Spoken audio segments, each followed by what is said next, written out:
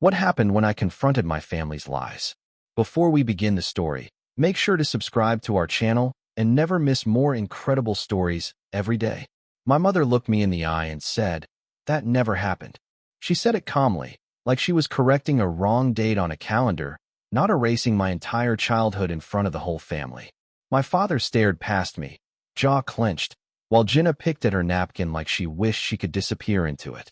I was standing at the end of their perfect dining table, holding a folder thick with documents that said it did happen. I'm Brian, 30 years old, professional overthinker and designated too sensitive child of this family.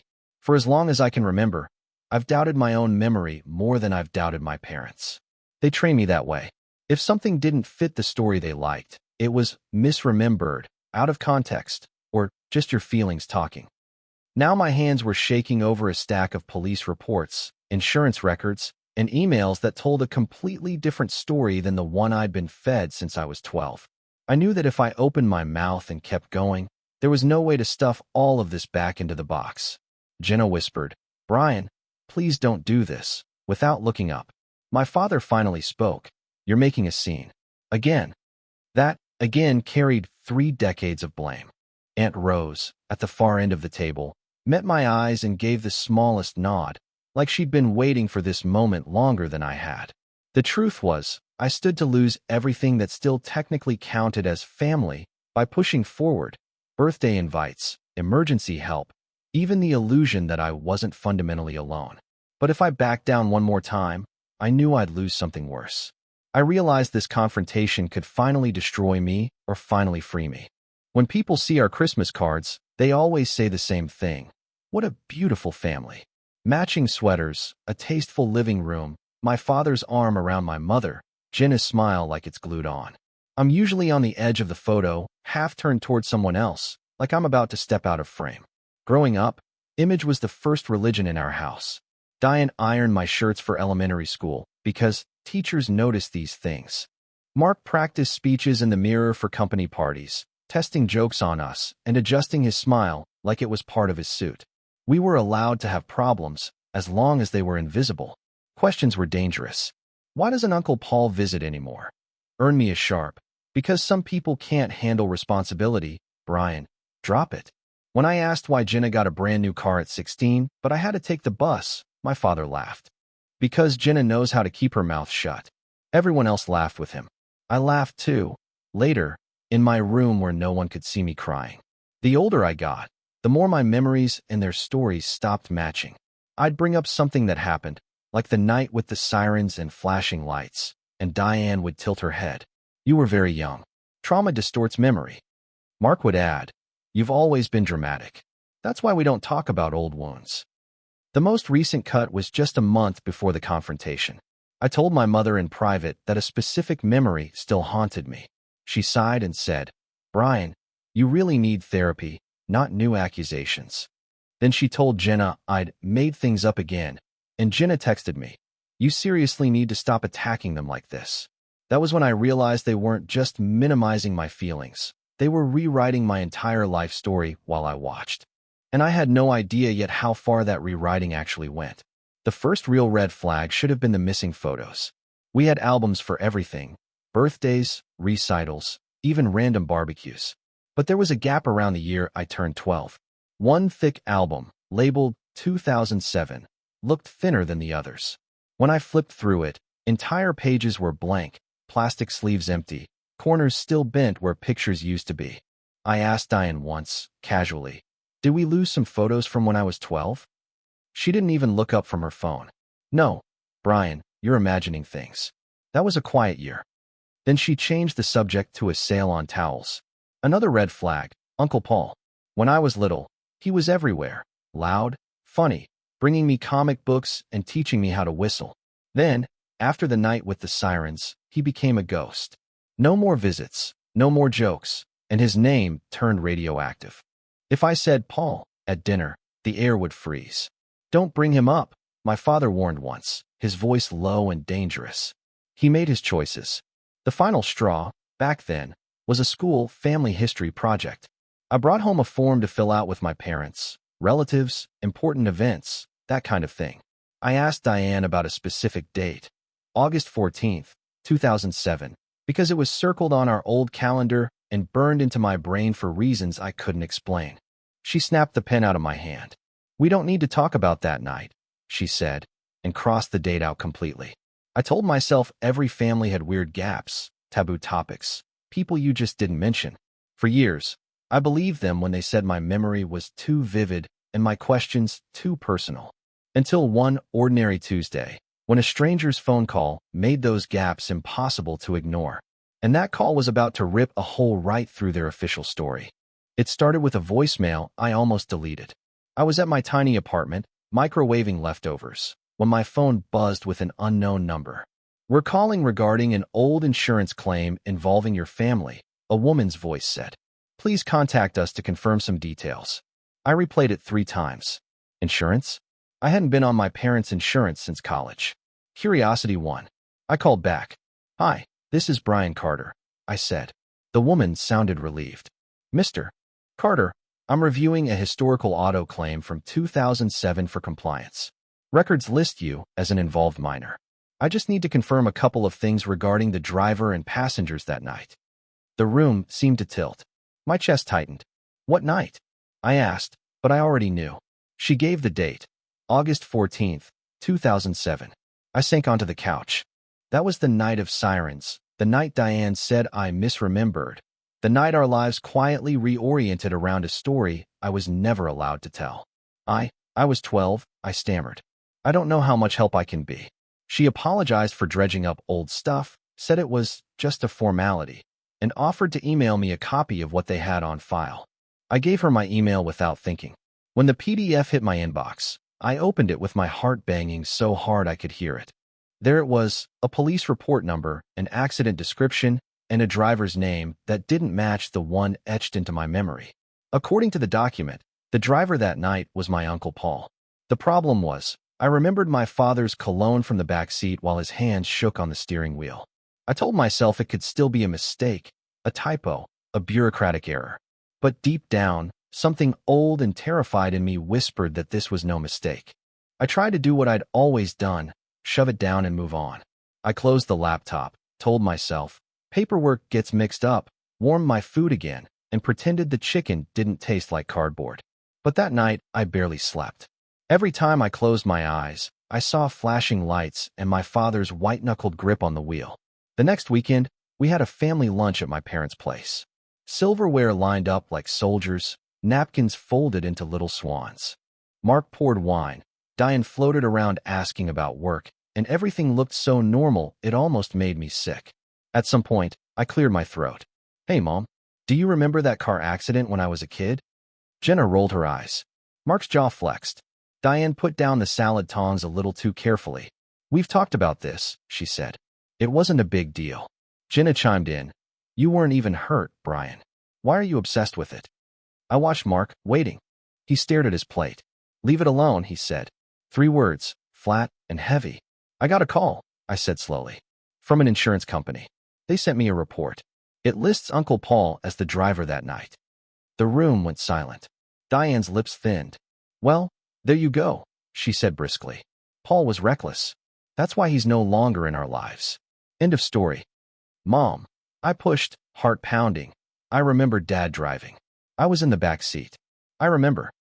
Diane gave me that look, the one that says, "Here he goes again." "Sweetheart," she murmured, "you were 12.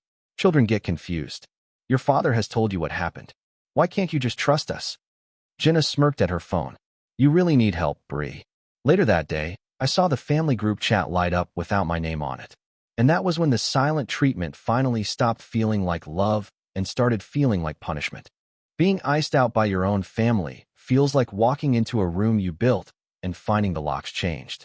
Texts that used to get instant replies now got left on read or ignored. Jenna canceled plans twice in a row. Diane claimed she was busy with charity stuff. Mark simply didn't pick up. The only person who didn't vanish was Aunt Rose. She called me one evening and didn't bother with small talk. "I heard you brought up the accident," she said. Her voice was tired, like she'd been carrying something for a long time. "Yeah," I said. "Apparently, I'm delusional again." There was a pause. "Brian," she asked carefully, What do you remember from that night? So I told her how I'd been half asleep in the back seat, how Mark smelled like whiskey, how Diane kept saying, you're fine, while my head rang like a bell. When I finished, Rose exhaled shakily. You remember a lot, she murmured. More than they hoped. My skin prickled. What does that mean? Nothing I can tell you over the phone, she said quickly. Listen, your parents will never admit they're lying. They've invested too much in the version where you're fragile and Paul is the villain. Be careful, okay? Her words lodged in my brain. The version where you're fragile. I thought about every time they'd called me too sensitive, dramatic, unstable. How convenient that made it to dismiss anything I said. That night, something shifted. I opened the email again, zoomed in on the police report, and noticed a tiny, amended note in the corner with a date that didn't match the date of the accident. For the first time in my life, I decided to stop asking for their version of events and start finding my own. And the first place I planned to look was a dusty storage unit my parents assumed I'd forgotten. The storage unit smelled like dust and old secrets. Mark had rented it years ago for overflow, but I knew better. It was where things went when they didn't fit the image. When I asked for the key, Diane waved a manicured hand. Why on earth do you want to go there? She asked. It's just junk. Old school stuff, I lied. Might be nice to clear some of it out. She hesitated, then handed me the spare key from the junk drawer, not realizing she'd just given me more than access to cardboard boxes. Inside, stacked boxes towered over me. Christmas, taxes, school, Paul, misc. That last one stopped me cold. My parents had a box labeled with the name they refused to say out loud. I started with the boring stuff. Old invoices, appliance manuals, high school trophies.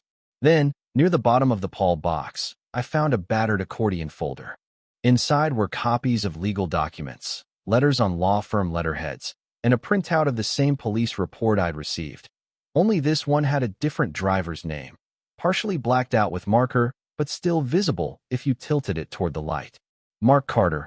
I read aloud, my throat dry.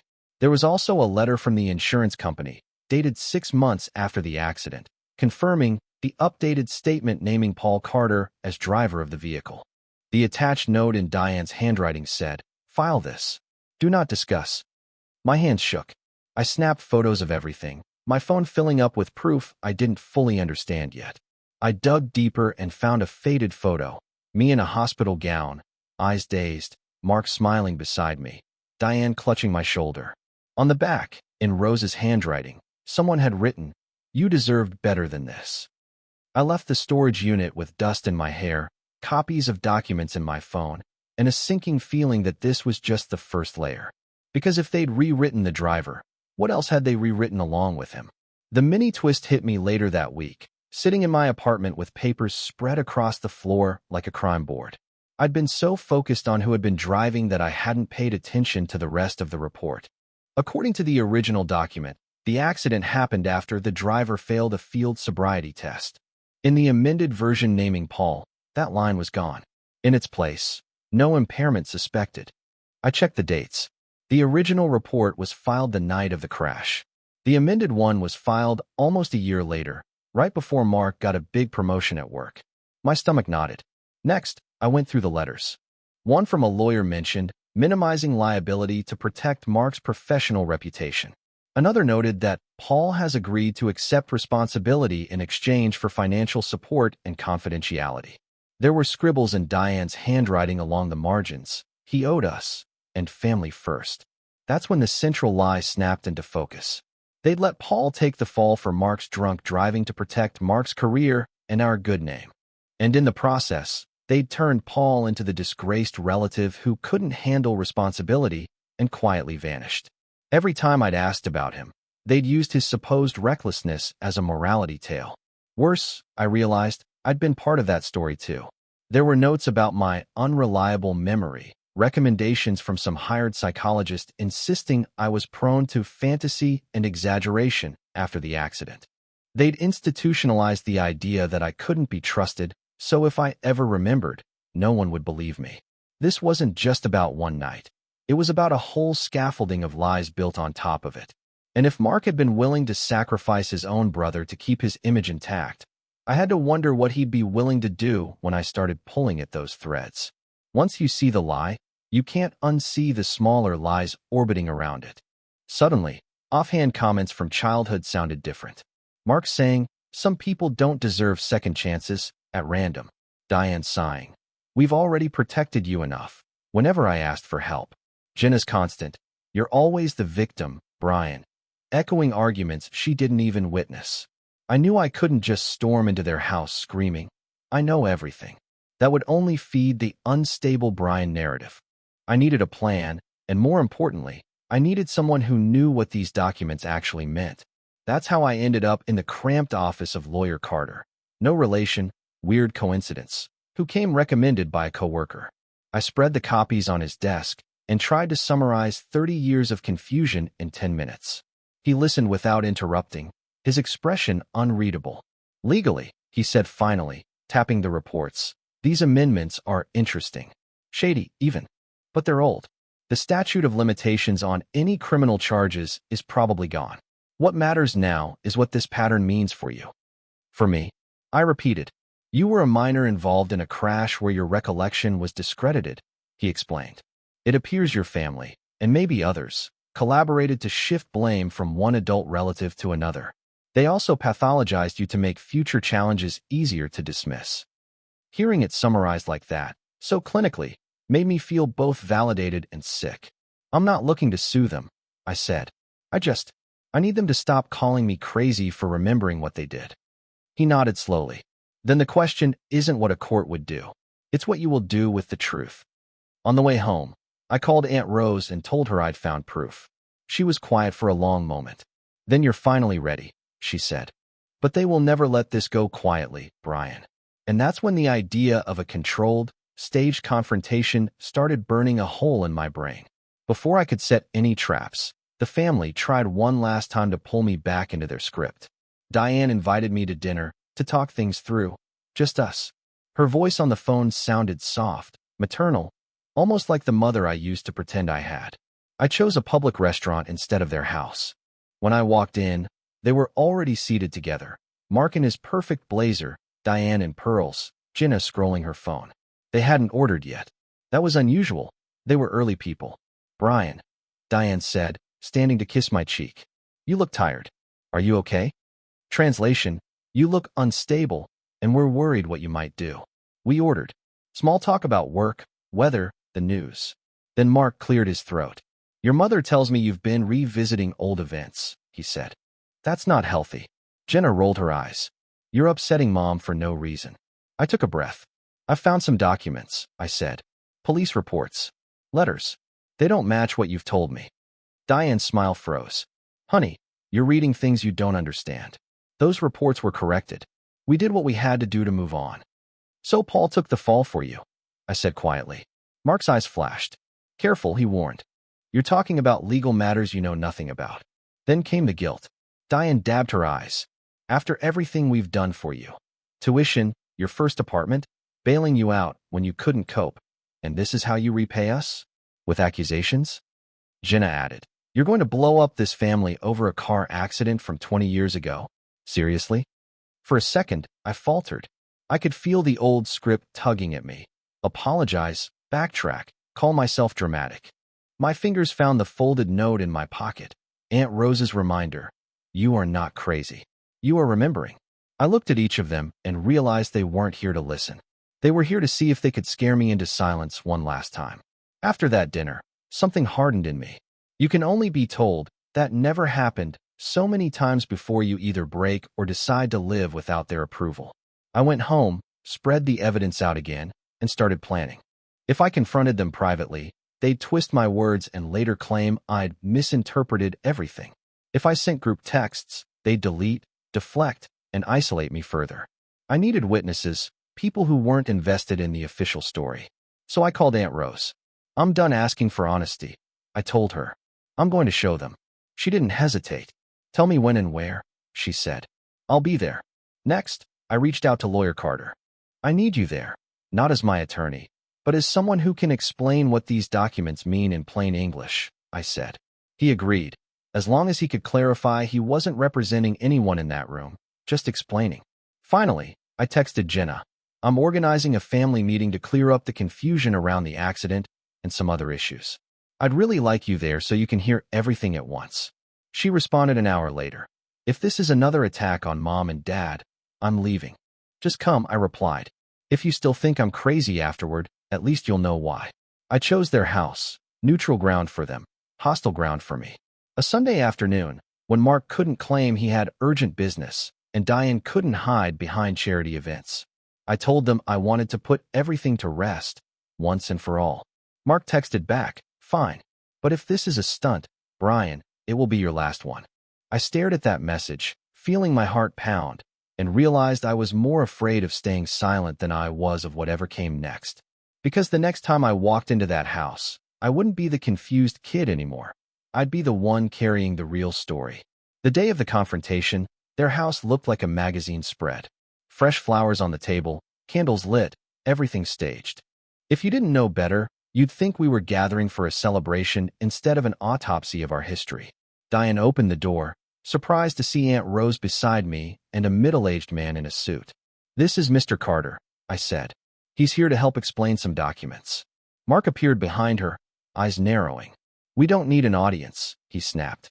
We need clarity, I said, stepping inside. We sat in the living room. Jenna perched on the arm of a chair, arms crossed. Rose took a seat near the window, like she needed an escape route. I placed a neat stack of printed reports and letters on the coffee table. Brian, Diane began, soothing, this is unnecessary. You're spiraling again. Then this will prove it, I said. If I'm wrong, you can show me how. I handed the original police report to Mark. Read the driver's name, I said. He glanced at it, then tossed it back like it burned. This is old, he said. We already corrected. That's the point, I cut in. I slid the amended report next to it. Now read the date of this correction and the new driver's name. Carter leaned forward. For everyone's sake, he said calmly. The original report lists Mark Carter as the driver and notes a failed field sobriety test. The amended report, filed 11 months later, lists Paul Carter as driver and removes any mention of impairment. Diane's face went paper white. Jenna looked between them, confused. Mom, she whispered. Dad, your uncle volunteered, Mark said tightly. He owed us. It was complicated adult stuff. Nothing to do with Brian. Rose spoke up, voice shaking. That's a lie, she said. You begged him. You said Brian would suffer if Mark's career tanked. Now everyone was talking at once, voices rising, defenses cracking, and I knew the moment was coming when I'd have to lay out the last, ugliest piece. The part where they hadn't just sacrificed Paul, they'd sacrificed my sanity to make it stick. I slid the final set of documents onto the table, therapist notes, evaluation summaries, and a letter from a psychologist I barely remembered meeting as a kid. Jenna squinted at the pages. What is all this? She asked. These are the assessments Mom and Dad had done after the accident, I said. The ones they never told me about. The ones that say I have difficulty distinguishing imagination from reality and a tendency to dramatize events for attention. Diane jumped in. We did that to help you, she insisted. You were struggling. You did it to discredit me, I shot back. So if I ever remembered what actually happened, there would already be a file saying I couldn't be trusted. Rose nodded slowly. They told the whole family you were unstable, she said. That's why no one listened when you tried to talk about that night. Jenna's face crumpled. Is that why you always call them dramatic? She asked Diane. Because some doctor wrote a letter 20 years ago? Mark exploded. We protected this family, he shouted, standing. I had everything on the line. Do you think my job would have survived a DUI? Do you think we'd have this house? Your schools? Your opportunities? At Paul's expense, I said quietly. At my expense. Silence fell. In the distance, a lawnmower hummed like it belonged to another universe where families argued about normal things. Jenna looked at me, eyes glossy. Why didn't you tell me? She whispered. Every time I tried. I said, Mom told you I was making things up. And you believed her, because it was easier than believing your perfect parents could do something like this. Diane finally broke. Tears spilled over. We were scared, she sobbed. We did what we had to do. You have no idea how hard it was. I thought of Paul, alone somewhere, branded reckless. I thought of 12-year-old me, gaslit into hating his own memory. And for the first time, I wondered if loving them and protecting myself could ever exist in the same life. In the weeks after the confrontation, Our family group chat went dead. Individual texts replaced it. Long messages from Jenna, short ones from Diane, none from Mark. Rose checked on me daily, like she expected my world to collapse and wanted to make sure I survived the impact. It did collapse, in a way. There were no more Sunday dinners, no more polite check-ins, no more pretending. Holidays got awkward. Invitations were lost. Diane sent me a long email insisting I'd misunderstood the nuances and asking me to sign a statement saying I wouldn't pursue legal action. I forwarded it to Carter, then archived it without replying. I started therapy with someone who wasn't on my parents' payroll. When I told Dr. Miller about the accident, the amended reports, and the evaluations, she didn't ask, "Are you sure?" She asked, "How long have you been taught not to trust yourself?" I cried harder in that session than I had in years. I set boundaries in writing, partly for them, mostly for me. I told Diane and Mark I wouldn't discuss the accident unless they acknowledged what they did and apologized to Paul and to me. I told Jenna I loved her, but couldn't keep pretending everything was fine so she could avoid discomfort. I told Rose thank you, over and over, for refusing to forget. Some days I felt guilty, like I'd detonated a bomb in the middle of our family for selfish closure. Other days, I'd wake up breathing easier, like I'd finally stepped out of a smoke-filled room. The weirdest part was the quiet. No more constant hum of trying to anticipate their moods. No more rehearsing conversations in my head to keep the peace. But that quiet also left room for a question I'd never really let myself ask before. If they never changed, could I still build a life that felt fully mine? It's been a year since the day my mother told me. That never happened, and I answered her with a stack of proof. I wish I could tell you that everyone apologized, that Mark confessed in a trembling voice, that Diane hugged me and said, "I'm sorry we made you doubt yourself." That's not what happened. What happened is messier and more human. Mark still insists he did what any good father would have done. Diane cycles between guilt and defensiveness, sometimes texting late at night about how much pressure we were under. Jenna is slowly, painfully, trying to reconcile the parents she loves with the choices they made. Rose and I have grown closer than ever. As for me, I've stopped letting them be the sole narrators of my story. I talk openly with my therapist. I've told a few trusted friends. Saying it out loud, without minimizing it, has turned down the volume on that internal voice calling me crazy. If you're watching this because something in your own family history doesn't add up, here's what I'll say. Documents don't care about family reputations. Dates, signatures, emails, photos, they're colder than memory, but sometimes kinder. If your gut keeps tugging at a thread, you're not disloyal for following it. You're just refusing to live inside someone else's lie. I don't know yet what my relationship with my parents will look like long-term. Maybe low contact forever. Maybe, if they ever choose truth over image, something new. For now, I have my small apartment, my own quiet routines, and the knowledge that my 12-year-old self wasn't crazy after all.